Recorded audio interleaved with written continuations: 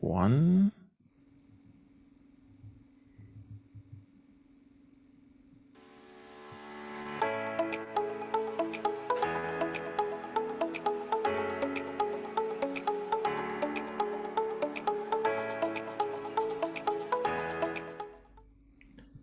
Hello everyone, we are back with our UNED VoiceLab lives, and to restart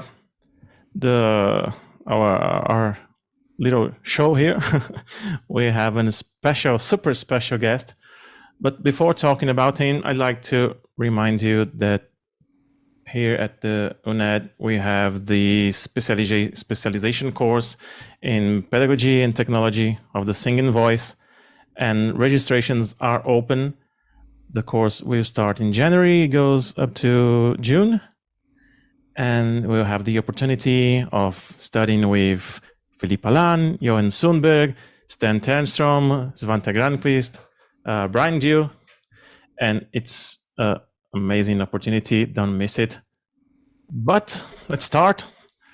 I'd like to introduce our guest here. He's a physicist performing basic research on production of human voice. He holds a master's degree in fine mechanics and optics and a Ph.D. in biophysics as well as in medical sciences. Currently, he is at the Palacky University in Olomouc, the Czech Republic, and serves also as an associate research scientist at Voice and Hearing Center in Prague in the Czech Republic. I'd like to introduce you with great pleasure, Professor Jan Švec. Woohoo! Welcome. Thank you. Thank you for being here. Thank you for being here and for accepting our invitation. It is an honor, Jan, to have you among us and to be able to ask you questions directly to you. And we would like to start with the first question that we almost ask to everybody. That is, what made you be interested in becoming one of the most renowned scientists in voice? Hey. Actually, I was initially not interested in being one of the most renowned scientists in the field of voice. I was just interested in my voice because, I was also a singer, and I still am a singer. And since childhood, I played all kinds of musical instruments, and I was singing, and I also started to compose my own songs and performing the songs. And of course, when you go on stage, the most unpleasant thing that could happen to you is when the voice breaks and you have the pitch jumps and you cannot control the voice. So I was basically interested in what happens when the voice breaks. And first, I went to see some voice teachers, and they gave me sort of an answer which was not satisfying. And the answer was, well, you don't sing well, so just learn it and then it will not break. So for me, as being interested in science, that's not a satisfying answer. Not from an educator point of view either. I mean, precisely. That was the most frequent answer I got, actually. And so I just started to study voice, and I happened to be at the university, and the father, actually before I got into the university, the father of my bandmate, he started to be interested in voice, and he took me as a research subject for some of his experiments. And so I became interested in more in the science, and he also convinced me to go to the physics, to study physics. And he was a teacher there, and he was also my first supervisor for my thesis. So I started to do the thesis with him, and also some preliminary research. And for the thesis, I decided to do the research on the voice breaks. And so what I actually did, I deliberately sat down. I took a tape recorder at that time, and I was breaking my voice the whole day and tried to break my voice at every pitch I could make. And at the end, I had lots of data, which I then went to analyze, and there were no good devices at that time. Basically, I had only access to an oscilloscope, which is a very primitive device, but you can measure the frequency.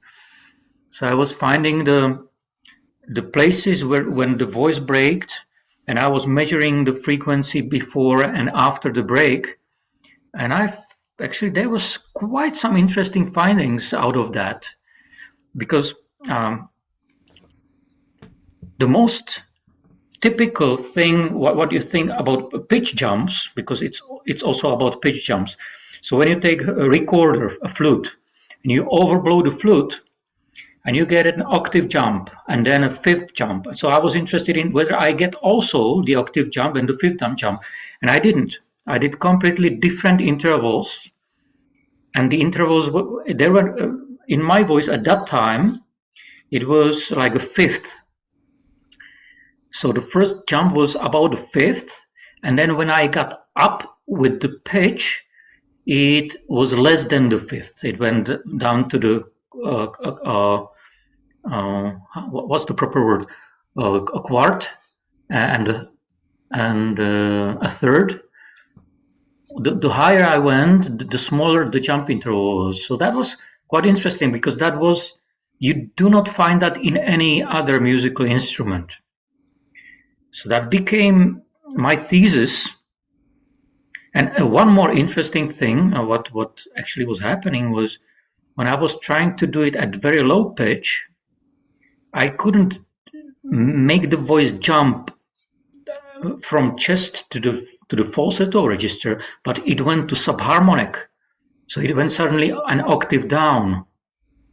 And as a physicist, I knew that when you have the interval of a fifth, which is 3 to 2 interval, then if you have two frequencies and put them together, you get a jump octave below. So it looked like my vocal folds were presenting the chest register and the falsetto register simultaneously, and then producing the subharmonic voice an octave lower. So that was also a very interesting finding, which that was not published anywhere at that time. So I really learned a lot just by breaking my voice about myself. And in fact, I was doing exactly the opposite of what most of the researchers and the singers were trying to do. So they were trying very hard not to break the voice. But when you try not to break the voice, you don't learn about the breaks. So I decided to do the opposite. And and it also became my very first scientific article. So that was my story, basically. Wonderful. Yeah, and you are a singer, but non-classically. Yeah, non-classical singer. Yeah. Non-classical singer. Right. Thank you. Very interesting. Okay. One of your works has been to provide guidelines on how to record the voice using measurement microphones. This is of extreme importance to determine sound pressure level. Could you please summarize to our audience why SPL is so important to the voice and what the key recommendations to measure properly? Yes, that's a research that we've done together with Svante Granqvist, who is part of your course, in fact. And the first question that we tried to answer, first we tried to answer that independently. And that was the question about, okay, what microphones are good for voice research? At that time, there were no clear guidelines.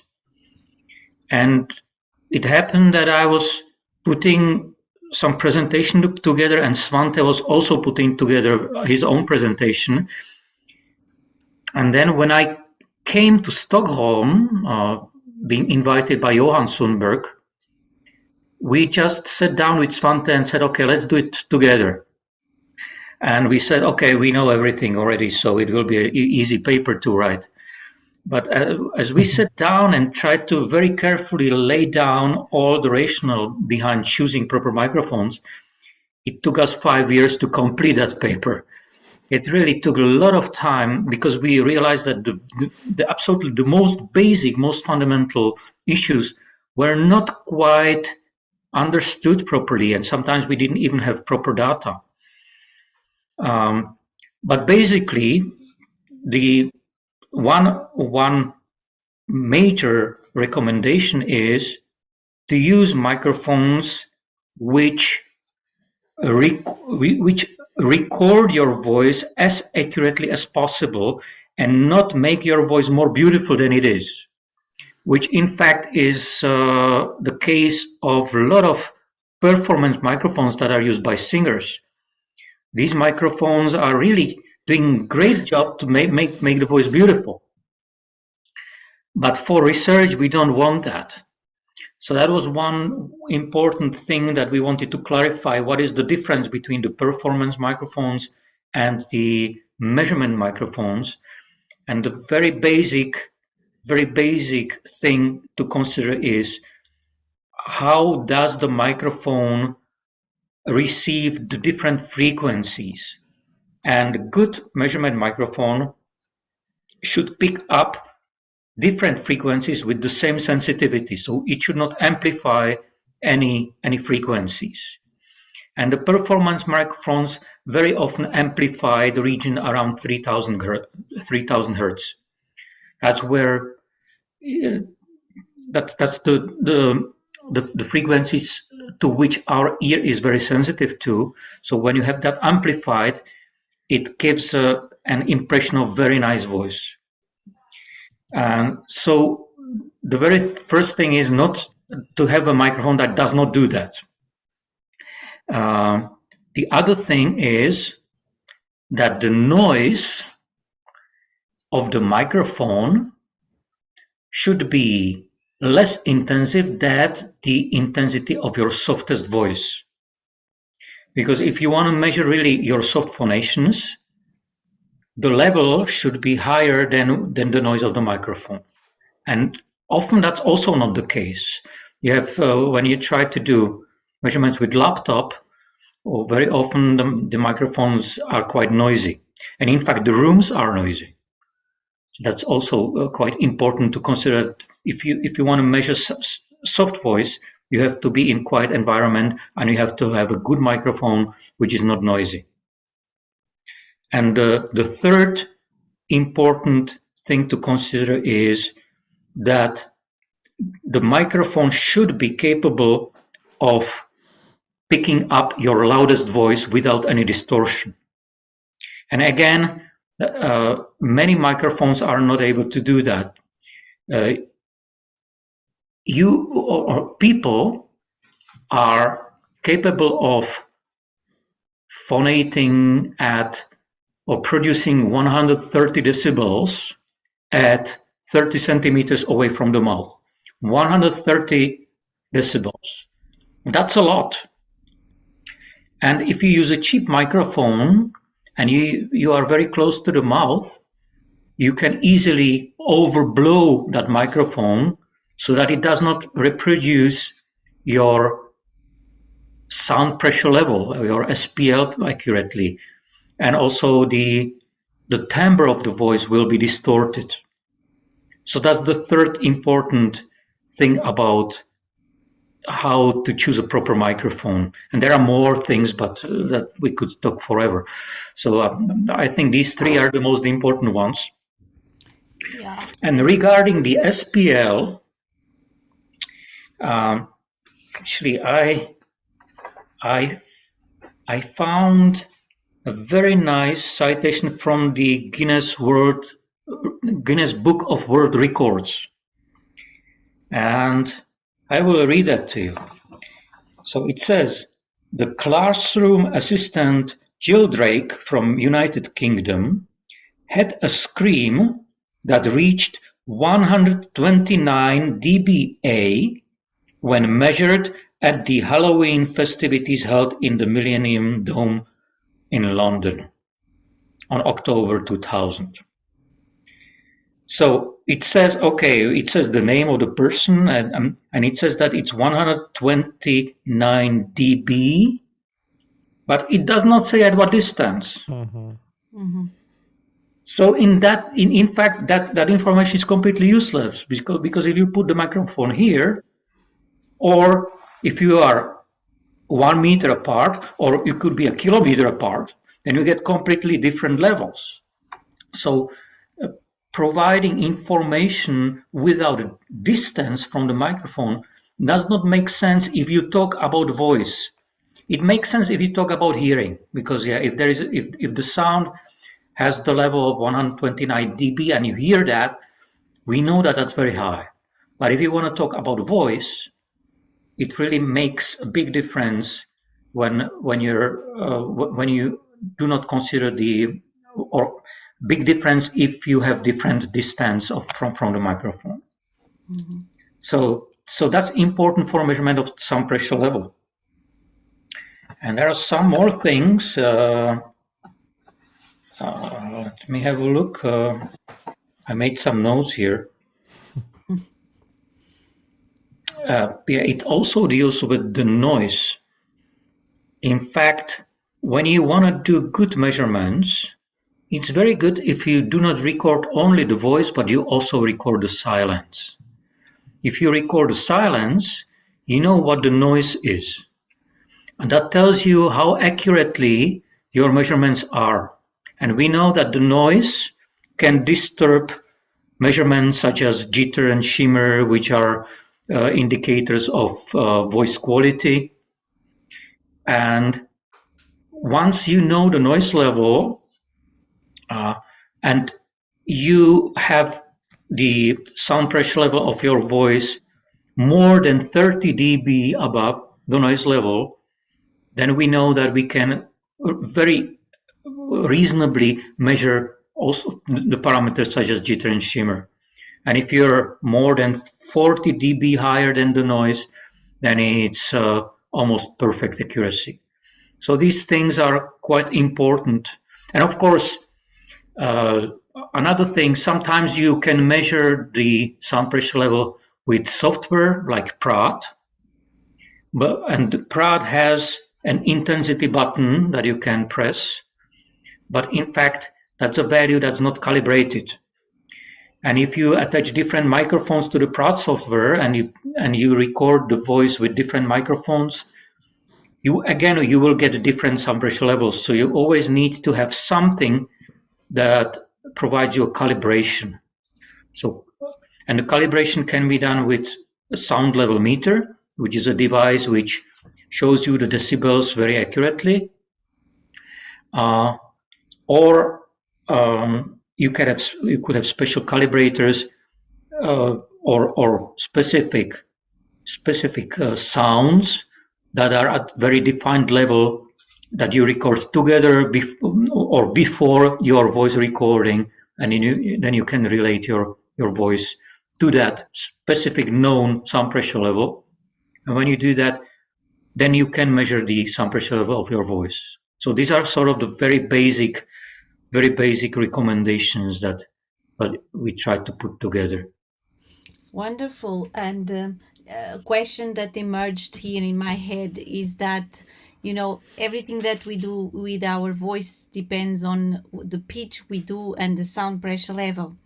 If you want to choose from those two measures to study the voice, which one would you? And my question is a bit tricky because in psychology, you see a lot of studies that only look for the fundamental frequency and how the fundamental frequency changes.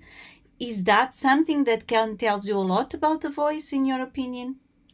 Well, there is no good answer to this question because it very much depends on what you want to investigate, what you want to understand. If you just want to know about the range of the person, then the fundamental frequency, the range of frequencies, the pitch range, measuring the fundamental frequency is okay. But if you really want to know more, and you want to know some context of how the phonation was produced, then sound pressure level is important.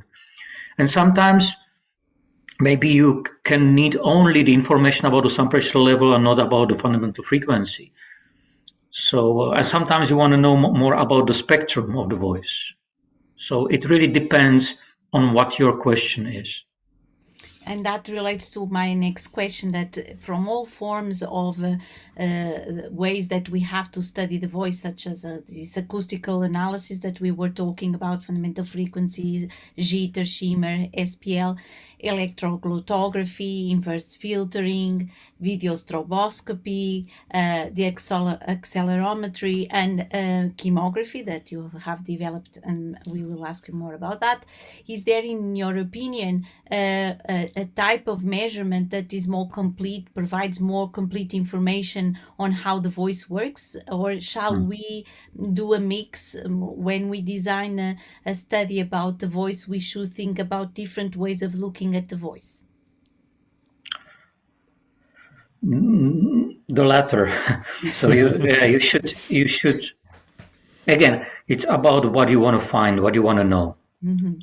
A clinician, medical doctor, or ENT or phoniatrician who should provide help to some patient who has voice problems, the most fundamental thing what he needs is the laryngoscopy and the stroboscopy. And with that device, the medical doctor can check whether the vocal folds are okay. And that's the most important device. And if for instance, the person has nodules or something like that, it gives a perfect information to the medical doctor, and he does not need to do much else. But if you want to find more about some other aspects, if you're a voice teacher and you want to know more about the range of the singer, you probably want to do something like the voice range profile, where you look at how the voice behaves at low pitches and high pitches, how far the person can go, how loud can the person go, whether there are register jumps or register breaks, where the intensity is not even, things like that. Electroglottography can be useful also for singing teachers, for instance, or for singers to find out about what the vocal folds are doing in a very easy way, non-invasive way. Airflow could be important for voice therapists. So again, it really much depends, and there is no good answer, or you should always have this or that, or have everything. Cookbook, it's not a recipe. No. We really have to use our brains to decide what is really good for the purpose that we want to use it for. Yeah, it's great to hear you talking about that the teacher of singing could take use of the voice range profile and EGG, because I'm advocating a lot to my teachers of singing, student teachers of singing, to apply the voice range profile during classes. And VoceVista is a fantastic tool to see how the spectrum looks like in real time. You can play with the vowels, you can play with the registers, and start understanding what's really happening there, and find the different strategies that you can use for singing some notes which may be difficult, like in passaggio region. These are wonderful devices, wonderful equipment that you can use, and it can give you a lot of information. Actually, it was developed initially by our dear Don Miller, that has passed away, unfortunately. That was a wonderful teacher of singing and singer himself. And then later developed even more by Zaus, I think, with his collaboration that they did both in the VoceVista Pro. So yes, indeed. So developed by teachers of singing and practitioners, and it's really good for that purpose. Absolutely. Exactly. And also you have designed and created the video chemography, which is a method for visualizing the vocal folds, vibrations. could you tell us a bit about what it is exactly and how does it work and how did you get to this idea to create a... Yeah, when I was a PhD student, I was searching for a place to learn more abroad. So I was first in Czechoslovakia, and I didn't have much equipment. So I was searching for some nice VoiceLab to go to and to learn more. And it happened to me that I ended up in the Netherlands with Don Miller and with Harm Schutte. So they were, Harm Schutte and Don Miller were working together. Harm Schutte was heading the lab, and Harm knew that I studied optics and fine mechanics, and Harm was very much interested in finding a new ways to understand the vocal fold vibrations. And it was also related to my work on pitch jumps, because in fact the pitch jumps cannot be visualized with stroboscopy. And so he wanted to have some better method, and they got some money, and he offered, I went to Groningen in the Netherlands for half a year, just to study the pitch jumps. And then half a year later, Harm came back to me and said to me, we have this grant and I would like you to come and help us to develop new methods for visualizing the vocal fold vibrations in more comprehensive way. So I went there and I was just looking around the possible techniques, and I came across the technique called photochemography. Photochemography, it's not so known, but it was a method that used a photographic camera to produce chemograms. It was done by a medical doctor who was fond of photography, and he modified his photographic camera by putting a slit in the lens. So at that time it was analog cameras, not digital ones, and he had a slit that was running from top to bottom of the picture, and he got the because it was running very fast. You could see the vibrations from top to bottom, how they vibrated, and I thought, well, this is smart. I like this. And maybe we could improve it. And one night, I got the idea that we can do the same thing with the video camera, but instead of, because at that time we had already some digital cameras, and I knew that every video frame is composed of more lines. And in fact, the very basic video frame is composed from like 625 lines. And I also knew that if you have a video recording, it provides 50 images per second. Or more correctly, it's 25 full images and 50 half images. But then I said, okay, so when you have 625 lines and you have 50 frames, then in fact you have, or 25 more correctly, so 625 times 25 gives you more than 15,000 lines that are recorded in 1 second. And like almost 16 or 15, it's between 15 and 16,000 lines. And I said, well, that's a high speed. This is a high speed. At that time, there were high-speed cameras that went, I think the maximum at that time was 4,000 or 2,000 frames per second. But it was very expensive at that time. Hardly anyone had a high-speed camera. Nowadays, they are much more common, but at that time, also they were so expensive that we could not afford them. But I thought, okay, if we take a regular video camera and we make the camera to record just one line.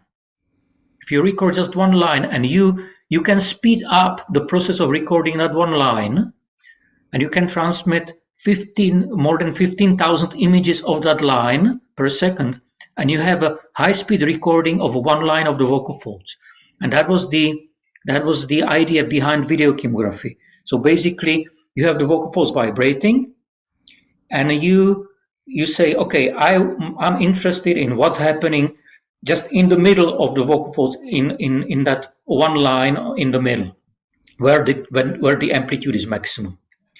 And you just switch off the full frame that provides you the image of the whole vocal folds, and you just record on that one line to get the vibrations. And that was the very first camera that actually we developed then with a company in the Netherlands, which was called Lambert Instruments. That they still exist, and they were very friendly. They were very much interested in the idea, and they did it very quickly. In fact, without asking any money from us, they just said, "Well, we're interested in this idea, so let's have a look at that, and we'll see what we come up with." And they came, I think, like 3 weeks after, they came with a camera that already worked. So wow. The principle was so simple, and we actually Harm used it first on violin. So we investigated how the string vibrates. Mm-hmm. I remember seeing the video from it. Yeah, so we saw that, and it was apparently the thing that we were interested in. And then we started to observe the vocal folds, and we started to see amazing things. All how the vibrations are, whether they are asymmetric. We saw mucosal waves producing some nice features there. So it was very exciting. So that's how it came across. Wonderful. And how can help us to understand better the voice? Mm-hmm. Because I think you can measure not only vibratory behaviors, more things, maybe.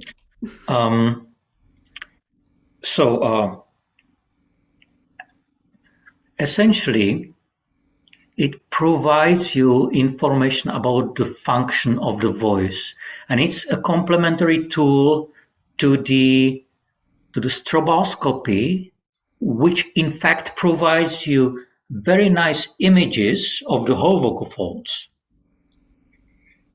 It provides the images in motion, but very often the clinicians are not so much interested in the exact motion, but in how the vocal folds look like during the motion. And that's a difference. Because if you see the stroboscopic images and there are very small nodules, you can detect them better if the vocal folds are deformed by the vibrations.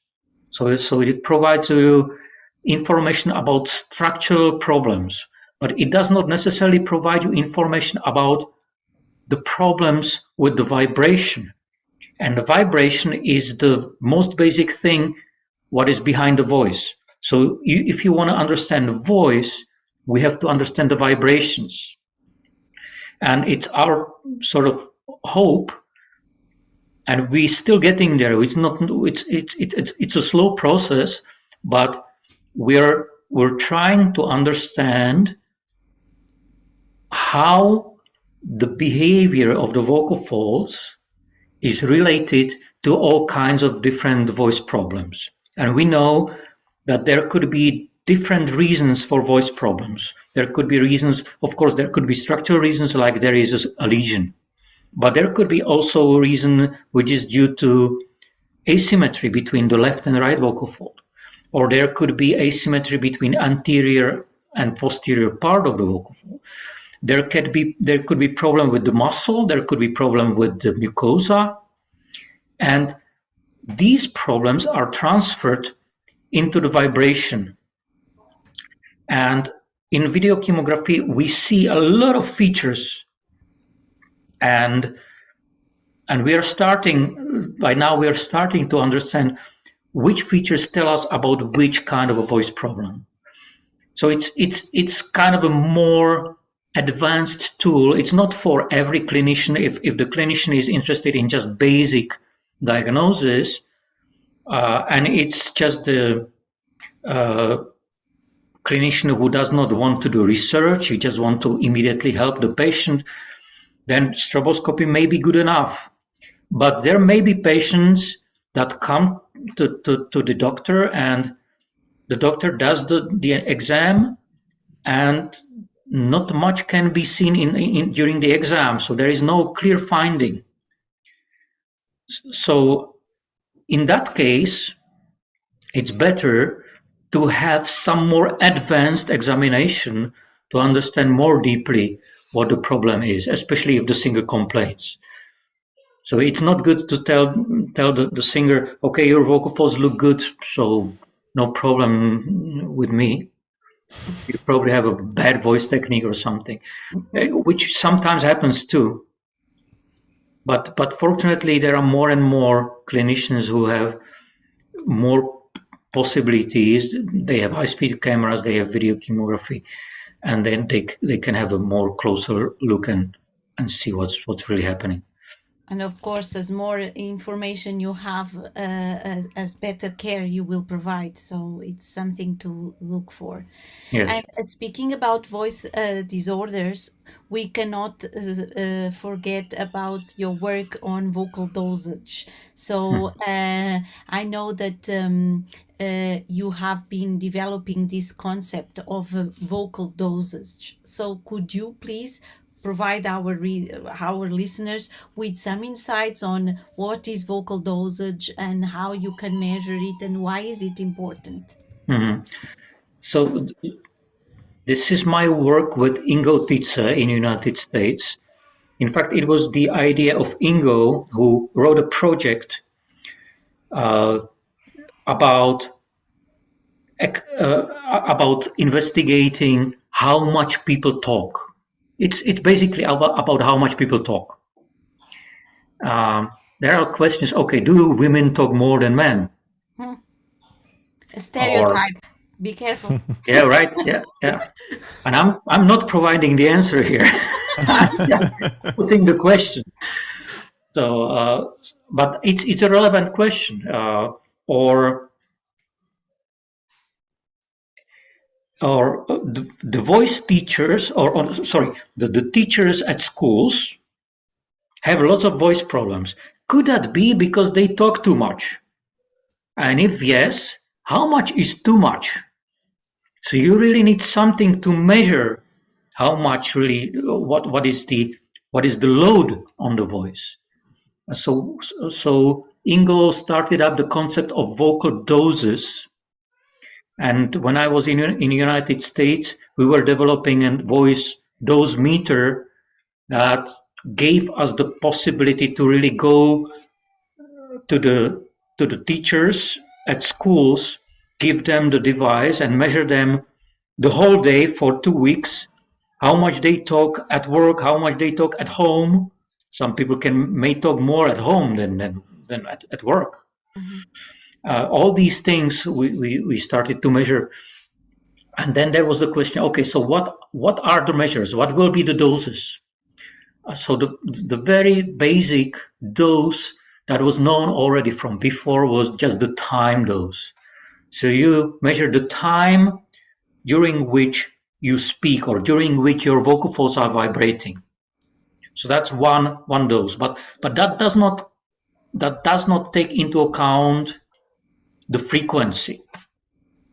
Somebody can talk with a high-pitched voice, somebody can talk with a low-pitched voice. So how do we account for that? And the way to do that is to count the cycles. So you count how many times the vocal fold, how many times the vocal fold, or how many cycles. You can be also how many times the vocal fold collide, but that's slightly more difficult than just to say how many cycles are there per day. So you can measure the cycle dose by this, and by now we know that it can be easily It's almost always more than 1 million cycles per day. It could go easily to 5-6 millions of vibratory cycles. And if the vocal folds are really vibrating with large amplitudes, they also collide. So you can imagine that the vocal folds collide 5 million times per day. And imagine if you have your hand hit something 5 million times a day, then it would be like not functional by the end of the day. Hand anymore will be something else. Yeah, right. So, but the vocal folds apparently can do that. Can have the ability to withstand this load. So measuring the cycles is another dose measure, and then another possible measure is the distance. So that's the idea of calculating when the vocal folds making the vibrations, they travel some distance, and you accumulate that distance. You ask, how many kilometers is it that they travel per day? And we found out that it's very often more than 1 kilometer. Again, it can be 5, 6, depending on how much the person talks. So that's the basic idea behind the vocal doses. And the beauty of the distance dose is that it also accounts for the loudness, because when you speak loudly, the vocal folds make larger amplitude, so they travel larger distance. So if you speak with the same frequency but louder, you will have the same cycle dose but larger distance dose. And you measure that by an accelerometer? Yes, we measured that by accelerometer, and the idea behind that was that when you put it here, you eliminate all the noise from the surroundings. So you only measure the voice of the person itself, and furthermore, if you put it here, below the vocal folds, you do not quite understand what the person is saying. So when we had the recordings for the whole day, it was also important that the people were not afraid, so that we are listening to what are they speaking about. So the accelerometers are useful for this more than the microphones, because the microphones can pick up also the noises of other people or voices of other people. And the content. Different kinds of sounds. In the content, yes. But speaking about females talking more than men, I go back to that. Mm-hmm. What we can say is that because the vocal folds of females are smaller than the vocal folds of males, our vocal folds vibrate more times. There are more cycles. So that relates to that we Yes. do talk more. Yes, there is a larger cycle dose in women. Yes. Not so much the distance dose. That's not as much different.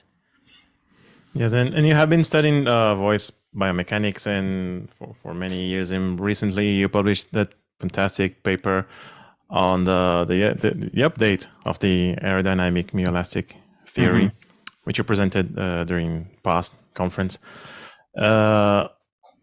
I'll ask you, what was the most striking finding of this revision, and could you please summarize it a bit?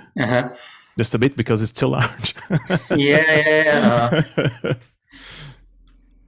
Well, in fact, here we go back to Don Miller, because I started to think about that article, about the summary after Don Miller passed away, and I thought, okay, I really loved Don. We became very close friends in Groningen, in the Netherlands, and I was so sad to see him pass away. We didn't expect him to pass away so soon, because his mother lived up to more than 100 years. When I visited Don in United States, he brought me to his home where his mother was. And he was 100 years old, and he was driving her Cadillac to go to the girls' club, and so she was so energetic at 100 years of age that I thought, okay, Don will be here for at least 20 more years. And suddenly he was gone, so it was a shock. And together with Harmshutte, they did, in fact, it was the idea of Harmshutte, and Don Miller was the investigated person at that time. They measured with a catheter the pressures below and above the vocal folds. And in fact, when I was a student still in Czechoslovakia, I came across that paper, and it was one of the most amazing papers I've read. And I thought, this is so amazing stuff. And then I learned that people hardly know about this. And it was so important paper because it challenged the myoelastic aerodynamic theory explanations that we find in the textbooks. And the classical explanation of the myoelastic aerodynamic theory is that you have the vocal folds, you close them, you put some pressures from the lungs, and the vocal folds with the increased pressure, or the increased pressure pushes the vocal folds apart. And when the vocal folds are apart, the pressure or the airflow escapes, so the pressure goes down and the vocal folds can close. And then again, it repeats. So when the vocal folds are closed, then the pressure goes up. And that's the classical explanation of the myoelastic aerodynamic theory. But in fact, this explanation was based only on intuition, not on measurements. And Harmshutte and Don Miller did the measurements, and it absolutely didn't comply with this idea. In fact, these measurements showed that the largest pressure below the vocal folds happens when the vocal folds collide. So during the closed phase, and the pressure is not so high when they are opening. And that goes completely against the intuition. And so that's what it's about. The review really that I wrote about the myoelastic aerodynamic theory reminded of these experiments that were about the measurements, and reformulated the myoelastic aerodynamic theory with these findings. And these findings, in fact, were known to the most to the scientists who really knew the field, but not so much to the newcomers and to the persons who did not understand the physics so much. And the problem is, even though the brightest people in the field knew about this, there was not a very clear paper that would put it down for people to understand it. So yeah, I tried to summarize as a sort of tribute to Don Miller these experiments, and we had Harmshutte to help writing that article, and Ingo Tietze, who in fact is one of the brightest persons in the field, and who developed the myoelastic aerodynamic theory further. And also Julian Chen, very interesting professor from the United States, who was collaborating with Don Miller and also formulated some of his ideas about myoelastic aerodynamic theory. So we put it all together and explain that it's not the pressures below the vocal folds that push the vocal folds apart, but it's the pressures that are in between the vocal folds, not the pressures below, but in between the vocal folds. And these pressures in between the vocal folds, they depend to some extent to the subglottal pressures, but not completely. There are some other factors, like for instance, that the vocal folds are opening from below to top, and they close from below to top. And just the fact that the vocal folds have this shape, so that so-called convergent shape during opening, causes the pressure to be larger than when they have divergent shape during closing. And that helps them to open and close and self-sustain the oscillations. What So about that's sort when of they the vibrate yeah. like that? If they would vibrate like this, it would not work. It works when you have the vocal tract. The vocal tract can help, but not for all the pitches. Like for the difficult pitches, like during the passaggio, when you do things with the vocal tract, it does not help, and then you need the convergence and divergence. So that's basically the revision. It was not really, there was not something very new in that article, but it was a summary that took the important information and put it together for people to understand how it works, and also to avoid having the old explanations occurring in the textbooks, which they still do. And in fact, I was just 1 year before Don Miller died, I was helping the Voice Foundation to put together some glossary of terms. And in fact, I was rewriting my elastic aerodynamic theory because even at that time, it provided the wrong information. So I changed it, and I realized, okay, even people at the Voice Foundation, if they are clinicians, they are not aware of this. But you would still say that subglottal pressure continues to be a key parameter to the voice. Well, it's a very important parameter, of course. Yeah, it is. But it's not the only parameter that plays a role for the vibration of the vocal folds. There are more things to consider.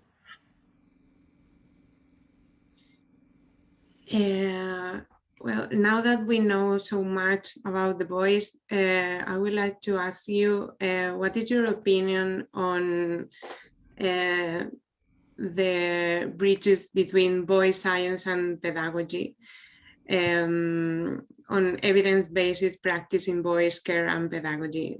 Are we ready for designing exercises, knowing what to expect from them?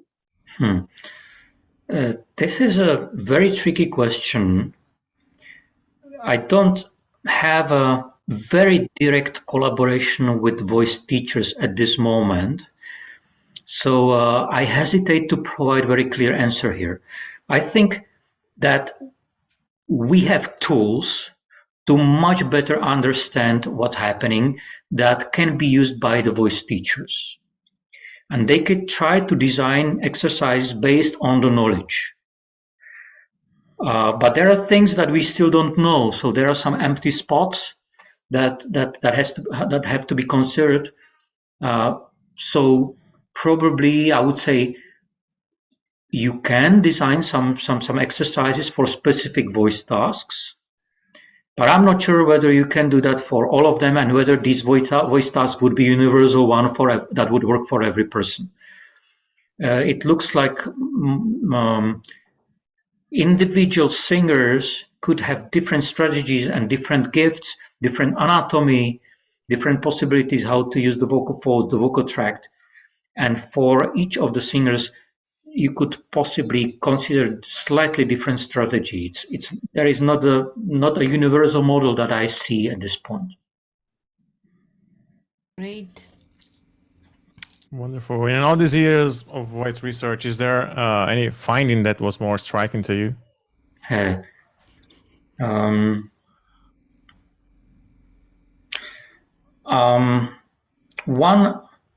One amazing finding was related to the pitch jumps that I was investigating, and that's when the theory of nonlinear dynamics got introduced into the voice research.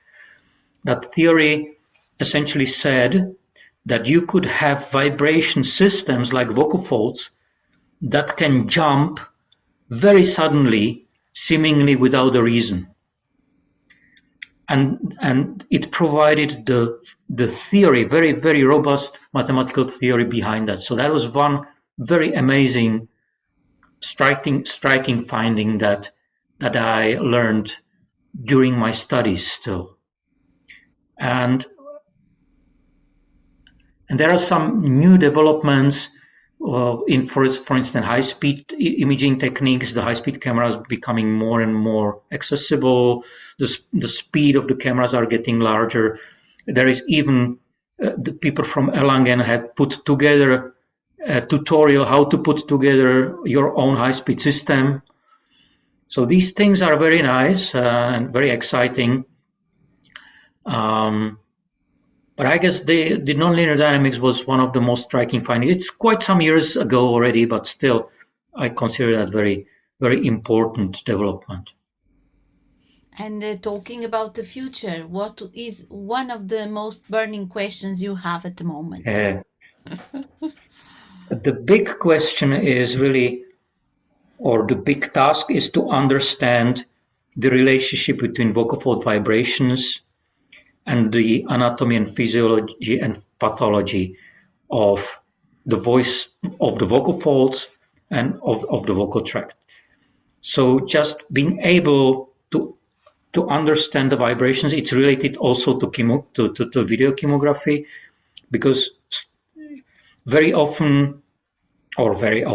sometimes some clinicians told me, okay, so we see so many things in the vibrations, but when we see this particular pattern, what shall we do with the patients to change it?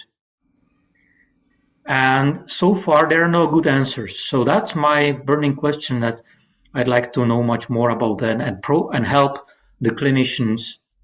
And it relates also to singers, because sometimes you have weird patterns and you want to know what to change. So it's a very fundamental question that I have that I'd like to have a look at. Wonderful. I'm afraid we're running out of time here. I'd like to thank you very, very, very much, Professor Jan Švec, for staying here with us for this last 1 hour. It was an amazing conversation, very insightful. I was glad to be part of it, and hopefully somebody else will be stimulated to do good research. We need good people in the field.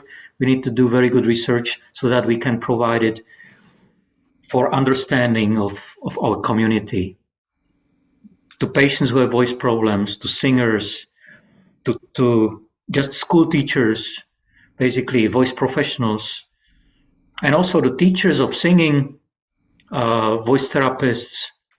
So a lot of people can benefit from the knowledge. So if there is someone who's looking and is interested in voice research, we're glad to have you around. Certainly. Thank you also, Anna Mateus, Filipa Lã, for this team. Okay, and if you're watching and want to know who will be our next guest, follow us on YouTube, on Instagram. You can find at VoiceLab, and we just see you all, guys. See you all.